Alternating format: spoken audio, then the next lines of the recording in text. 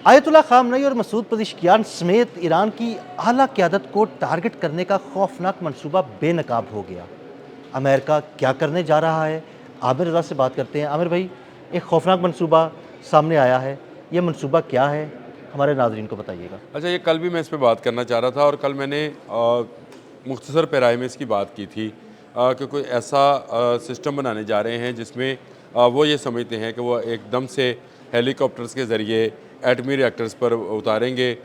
Tom cruise की film की तरह के सीन था और ये सीन जो था वो नज़र आ रहा था कि जैसे हेलीकॉप्टर से कोई रस्सी बांध कर उतरेगा। वेनेज़ुएला की तर्ज का आप कह लें। अच्छा नहीं, मैं वेनेज़ुएला मैं फ़िल्म पे जाता हूँ। मैं इनके ख़्याल में ये है कि ये शायद टॉम क्रूज़ हैं और ये टॉम क्रूज़ जो है ये ईरान में उतरेगा और उतरने के बाद वो तमाम एटमी रिएक्टर्स पर कब्ज़ा कर लेगा और उसके बाद वो अपनी शराइत तस्लीम कराएगा। ये इसको अब जो नाम दिया गया है वो लिमिटेड वॉर का दिया गया है, यानी एक महदूद जंग जिसमें वो ईरान के उन अफराद को जो मजहबी तौर पर जो है इन्फ्लुएंस रखते हैं, जिसमें सबसे बड़ा नाम जो है इस वक्त भी अली खामनई का है, क्योंकि वो सरबराह भी हैं और ना सिर्फ ममलकत के सरबराह हैं बल्कि जो मजहबी फैक्टर है उसके भी सरबराह हैं। स्पिरिचुअल लीडर हैं जी।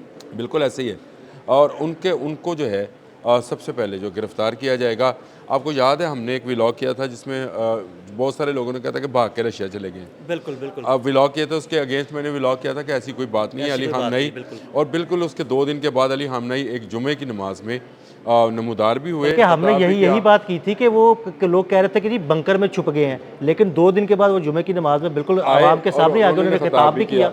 अब ये देखो, ये वो मामला था जिसको जिसको एक प्रोपेगेंडे के ज़रिए जो है प्रमोट किया जा रहा है और अब ये प्रमोट किया जा रहा है कि जिस तरह से वेनेज़ुएला में, जो आपने जिक्र भी किया अभी कुछ देर पहले, कि वेनेज़ुएला के अंदर जिस तरह से निकोलस मडोरो को जो है उठाया गया था हेलीकॉप्टर के ज़रिए, एक ऐसा ही ऑपरेशन जो है ईरान पर भी किया जा सकता है। ईरान और वेनेज़ुएला में ज़मीन और आसमान का फ़र्क है। ये महदूद जंग की जो बात है ये ज़रा उससे हटके है। मैं आपको बताऊं कि ये जंग छिड़ी जाएगी और उसमें कुछ मिसाइल चलेंगे।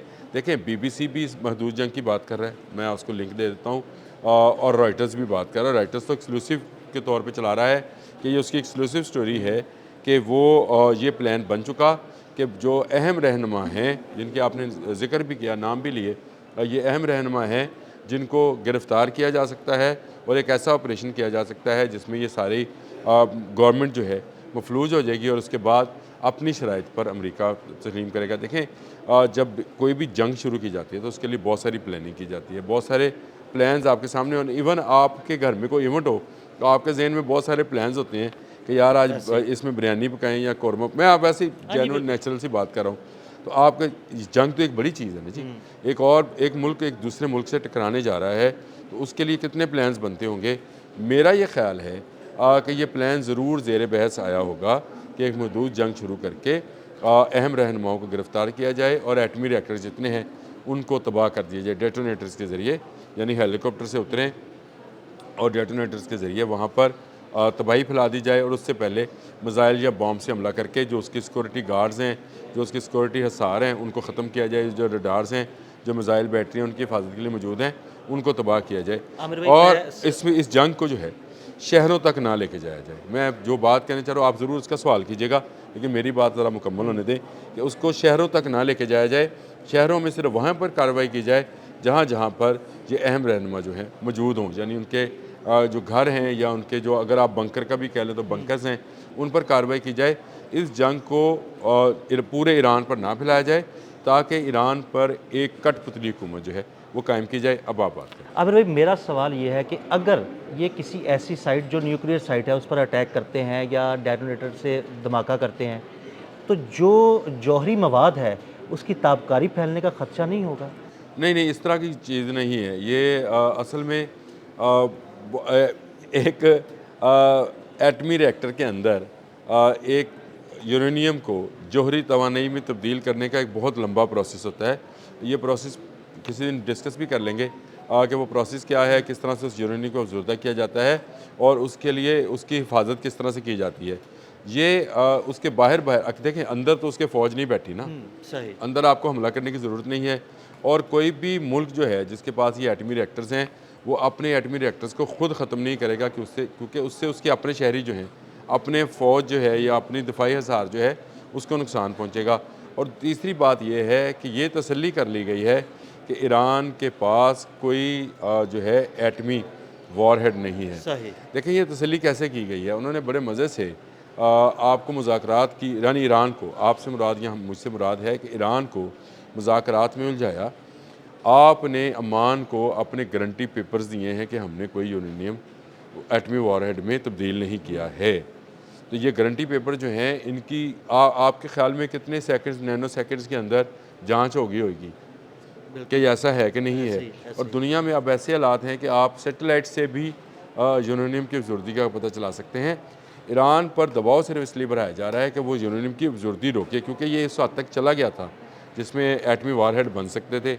अब वो उसी एटमी मवाद को रशिया कह रहा है मुझे दे दें, अमेरिका कह रहा है कि मेरे कब्ज़े में आ जाए, ताकि एक और कुव्वत जो है उसके ज़ेर नगी हो, ईरान से वो तेल भी ले, गैस भी ले।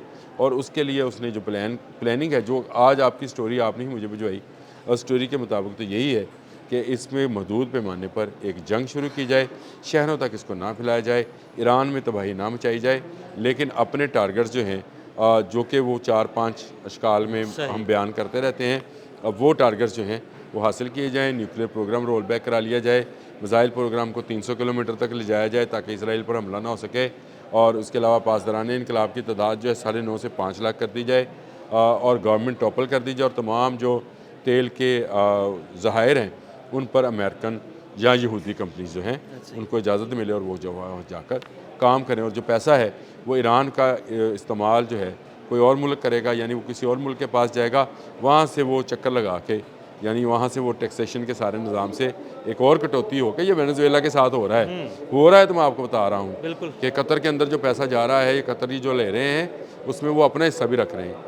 तो इसी तरह इसका पैसे का हिस्सा भी रखा जाएगा, बंदर बांट की जाएगी।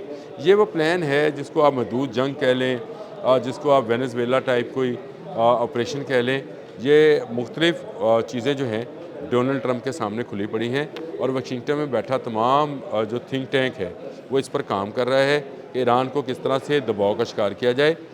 कोशिश तो उनकी यही है कि जो ईरान का मॉडरेट तबका है उसके ज़रिए जो उनके सुप्रीम लीडर हैं अली ख़ामनेई को इस बात पर राज़ी किया जाए कि वो ये तमाम शराइत किसी न किसी तरीके से तस्लीम कर ली जाए। बगैर हमला किए मसलन ये किया जा सकता है कि जी आपने कहा था कि जो आपके न्यूक्लियर प्रोग्राम है उसको हम रोल बैक नहीं करते, लेकिन उसको तवानाई तक रखते हैं और उसकी मुआयने की इजाज़त दे देते हैं।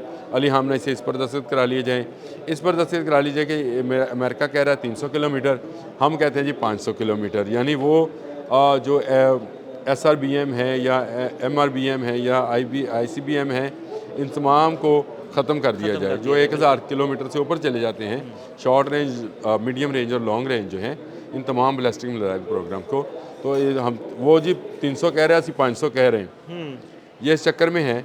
और लेकिन मेरा नहीं ख्याल, अली ख़ामनेई खून के आखिरी कतरे तक जो है वो ईरान की सालमियत का, ईरान की खुद मुख्तारी का, ईरान के एटमी प्रोग्राम का, ईरान के मिसाइल प्रोग्राम का दिफा करने का इरादा रखते हैं, और उनके इरादों को कोई मुतज़लज़ल नहीं कर सकता। देखें वो कोई पेंट कोट पहनना शख्स नहीं है, वो सीधी बात है, वो एक सादा ज़िंदगी बसर करने वाला एक बुज़ुर्ग है जिसने अपनी सारी ज़िंदगी की वो चीज़ें, वो लुत्फ़ जो इंसान उठा सकता है वो दीन के नाम पर दे दी। बिल्कुल ऐसे। तो वो उसने अपने आप को अगर पहले से सेक्रीफाई करने के लिए तैयार किया हुआ है तो वो इन शराइत पर कैसे आएगा, ये अब एक वो सवाल है जिसको शायद मसूद पशियान भी सोच रहे होंगे, अब्बास अरागची भी सोच रहे होंगे, और ईरान का जो मॉडरेट तबका है, कुछ बाहर है कुछ ईरान के अंदर है, वो भी सोच रहा होगा। लेकिन मेरे ख्याल से ये नामुमकिन है, महदूद हो या तवील हो, जो जंग होगी उसमें ईरान किसी सूरत जो है ना सरनगू करेगा और ना घुटनों के बल बैठेगा। बहुत शुक्रिया आमिर रज़ा जी। बिल्कुल आमिर भाई ने बड़ी तफसील के साथ इस सारे मामले पर रोशनी डाली। अदील अहमद और आमिर रज़ा को इजाज़त दीजिएगा। अल्लाह हाफ़िज़।